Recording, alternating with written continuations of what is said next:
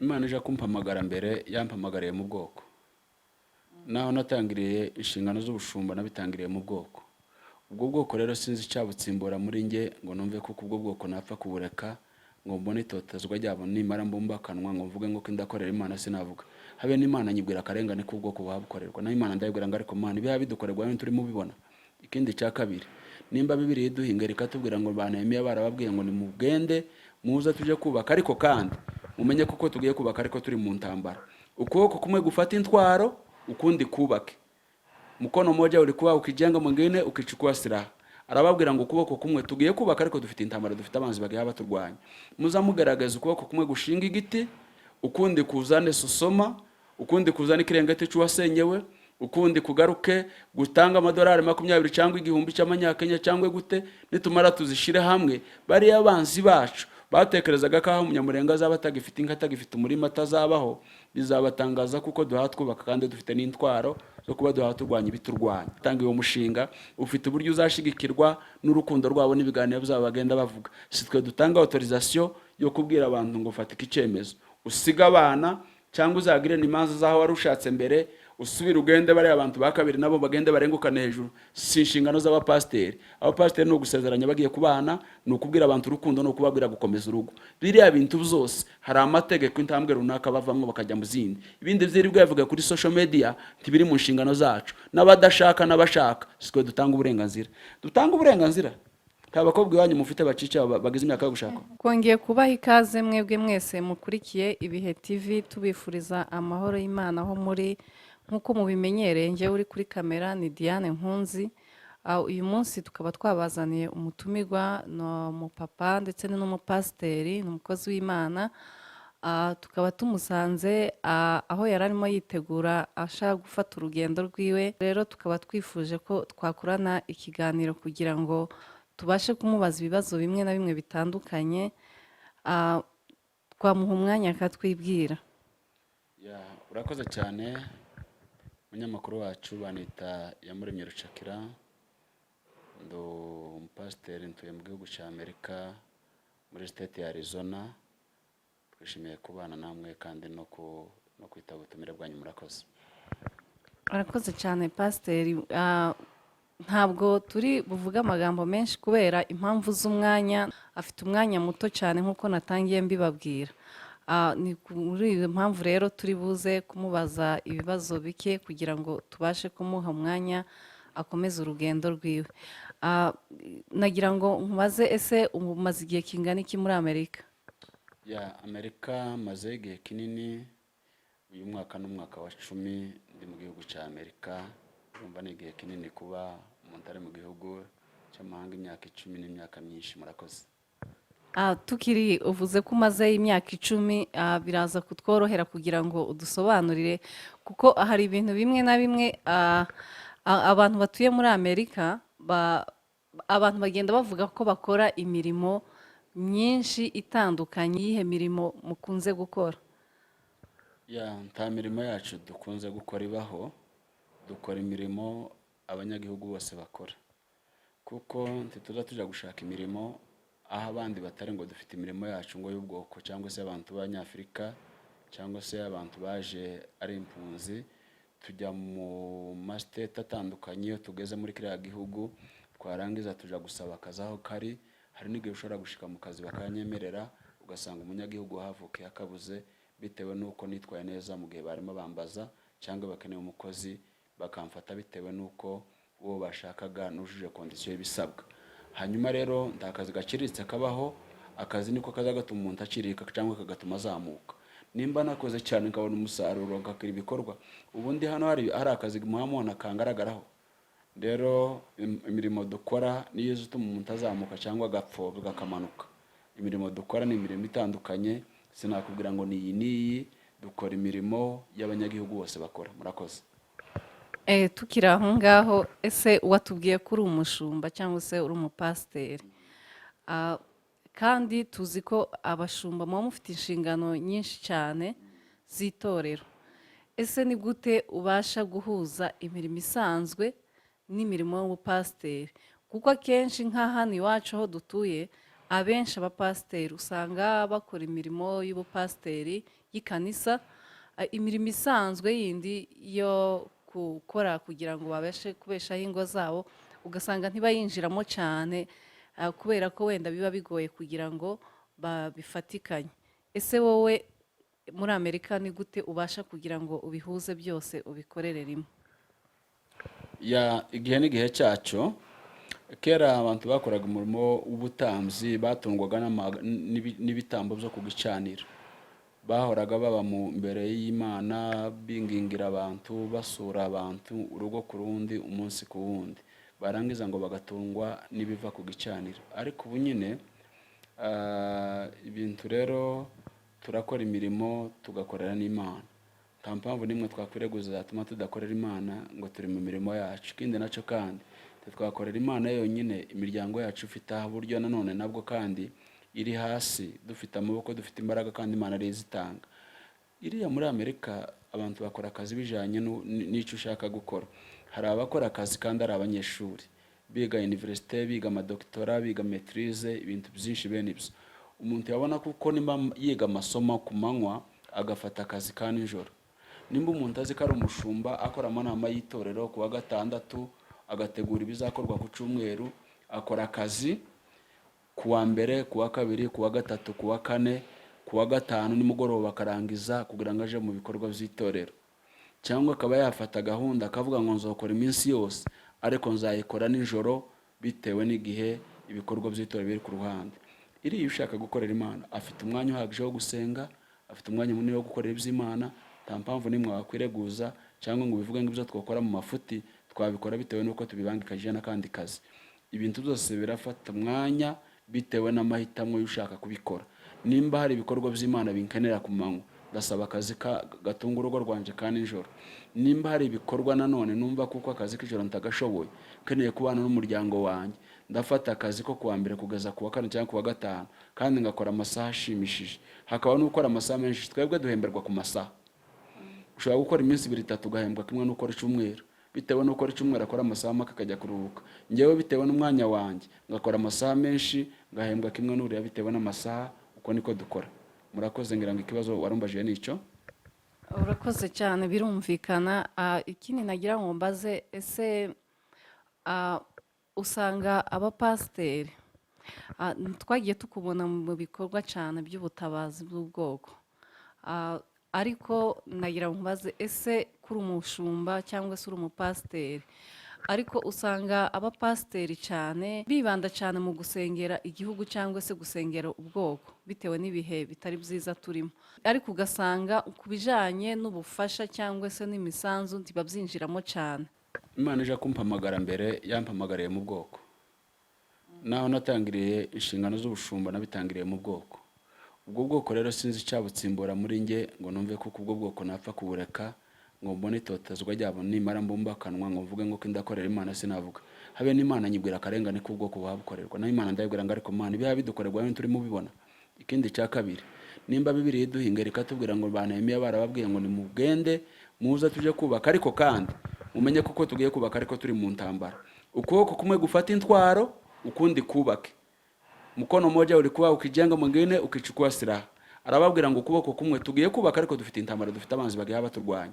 Muza mugaragaza ukuboko kumwe gushinga igiti, ukundi kuzane susoma, ukundi kuzane ikirengeti cy'uwasenyewe, ukundi kugaruke gutanga amadolari 20 cyangwa 1000 cy'amanyakenya cyangwa gute. Nitumara tuzishire hamwe, bari abanzi bacu batekerezaga ko aho umunyamurenga azaba atagifite inka, atagifite umurima, atazabaho, bizabatangaza kuko duha twubaka kandi dufite n'intwaro zo kuba duha turwanya ibiturwanya. Izo mpamvu njewe imyumvire yanje imbwira kuko Imana izikorana n'abafite ishaka n'abakunda ubwoko. Kaho Bibiliya yanje irambwira kuko gukorera ubwoko no guhagurukana n'abandi mu ishaka n'amaboko yo gukamira igihugu imbanagiye mu murongo nakinyuma yo gusa naho dukorera Imana. Ndetse iyo mpaye nkorera ubwoko cyane kumva Bibiliya izivuga izitubwira kugandukira abatuyobora, Bibiliya izitubwira gukorana n'abandi, Bibiliya izitubwira abanyeshaka, Bibiliya izitubwira abantu bakunze ubwoko. Izo zose izo ngero zose ziri muri Bibiliya. Igihe rero tuzihagazemo tuba duhagaze mu bushake bw'Imana.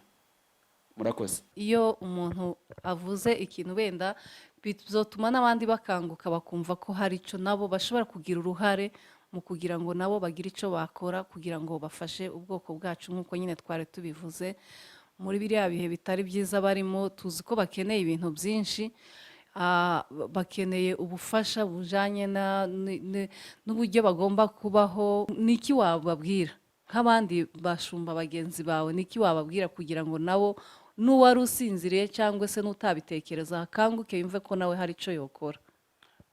araho Paul yandika y'abikorenta arababwira ngo tuzasenga mu mwuka ariko namara asengane n'ubwenge. Bisabye gusengera ubwoko ariko tukanakoresha n'ubushobozi bwacu.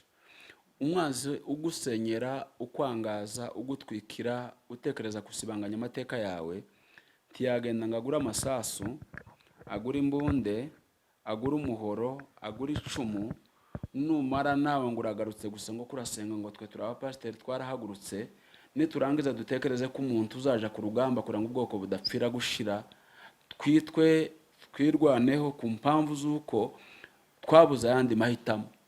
Tubaye twirwaneho kubera kuko bakaturwaniraga nabo bakagombye guhagarara mu nshingano z'abaturage babo barangaye batamenye icyo bagomba gukora. Inshingano z'umusirikare w'igihugu n'umupolisi ni ugucunga umuturage n'ubutunzi bwe n'ibyiwe, ariko igihe bakagombye kubikora batabikoze, twe twirwanyeho kugira ngo tudapfira gushira n'ubwoko ngo bushire.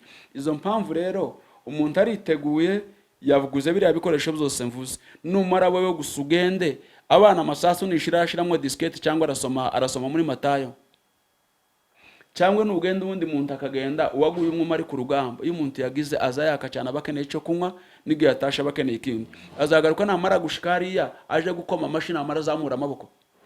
Bisabye ko n'undi wese utwumva ahaguruka, hari imbaraga zo gusenga, hari n'izindi imbaraga z'ibikorwa. Dukore kandi tunasenge, dushigikirane, twikureho akarengane, twirwaneho kugira ngo abaturwanya tubarusheho kugenda tunetarariza imbaraga zabo. Hari akandi kabazo k'amatsiko nagize nshaka kukubaza kugira ngo numve nawe icyo ubivugaho. Hari ikibazo kimaze iminsi kivugwa cyane kijanye n'abapfakazi, aho usanga umuco ndetse n'itorero bisa naho bibangamira abapfakazi.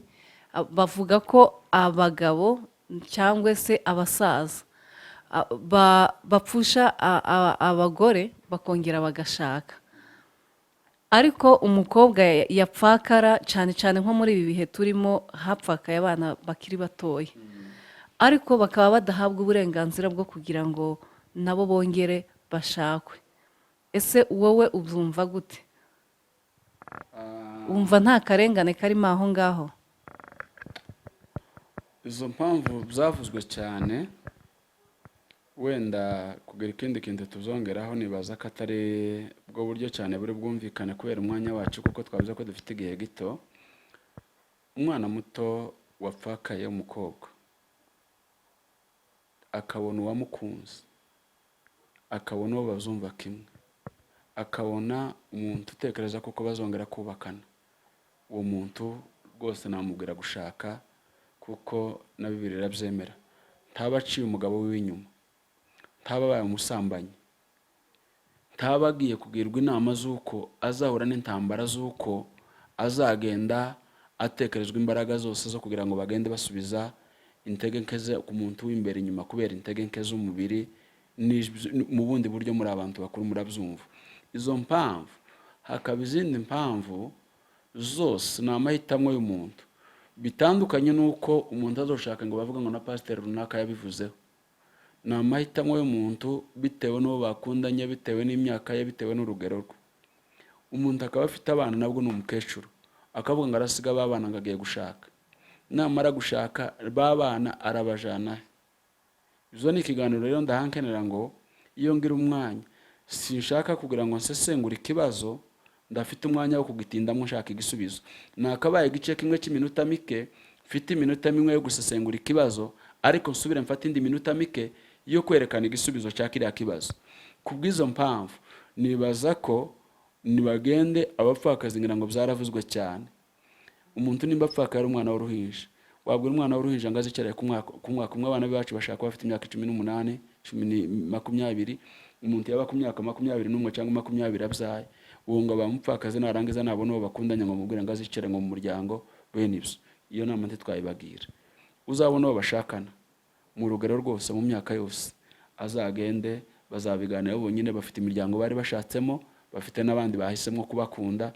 Ibyo bintu byose hari ibisabwa, hari processes, hari uburyo bizabikorwa. Uzubanza ukagenda ukarangiza imanza za mbere z'umuryango wari ushatsemo mbere, ugasubira ukabona gufata undi mushinga watangiye urugendo rwa kabiri bitewe n'ibihe runaka turimo, warangiza uwo mushinga ukagira abawushigikira ukagira n'abawurwanya, ariko amahitamo n'ay'abantu babiri bitewe n'ubwumvikane bwabo.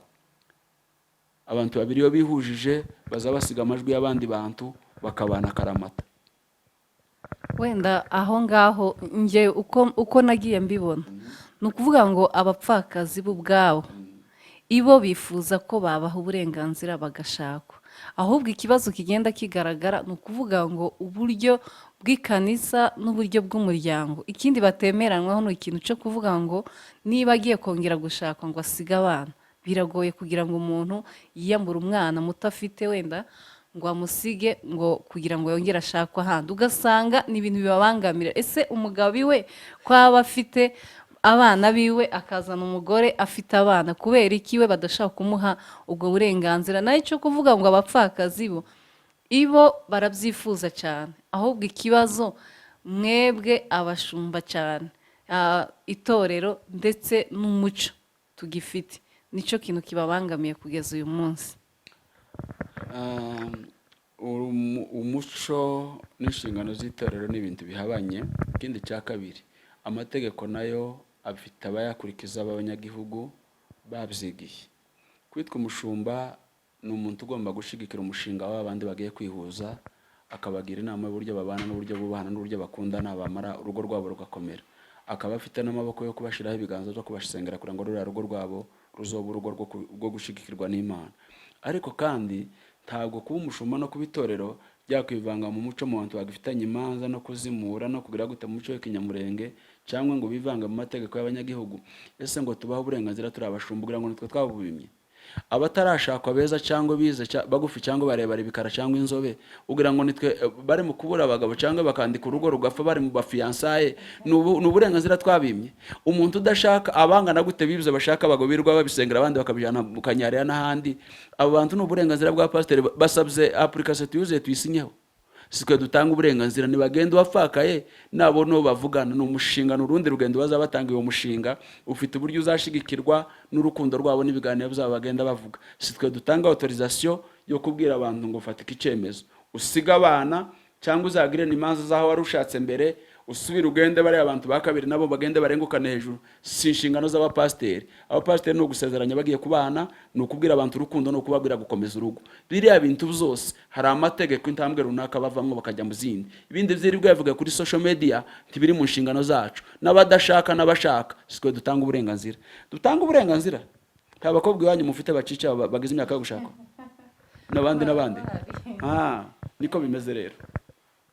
Urakoze cyane pasiteri, mwagiye muri biriya bihugu byo hanze bitandukanye, ariko kandi muri ibyo bihugu dusanga bakoresha indimi nyinshi zitandukanye, cyane cyane reka dufate nk'icyongereza, ariko kandi mwarahabyariye mwakuye n'abana no muri Afurika.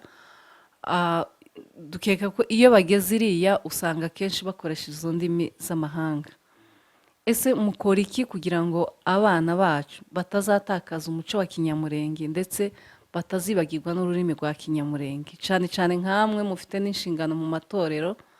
Ni iki kintu mukora kugira ngo abana batazatakaza uwo muco? Urakoze cyane. Nibaza ko turagaragaza abantu bafite uburyo butandukanye.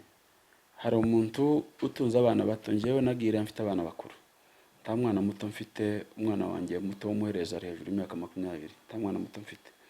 Ni ukuvuga ngo rero abana bato najanye abana bose bafite ubwenge, bazi umuco, bazi imyitwarire, bazi indangagaciro y'umunyamurenge, n'uburyo umwana agomba kubaha umubyeyi, n'uburyo agomba kubaha urugo, n'uburyo agomba kwirinda ibintu by'ibirangaza n'ibigusha muri kiriya gihugu.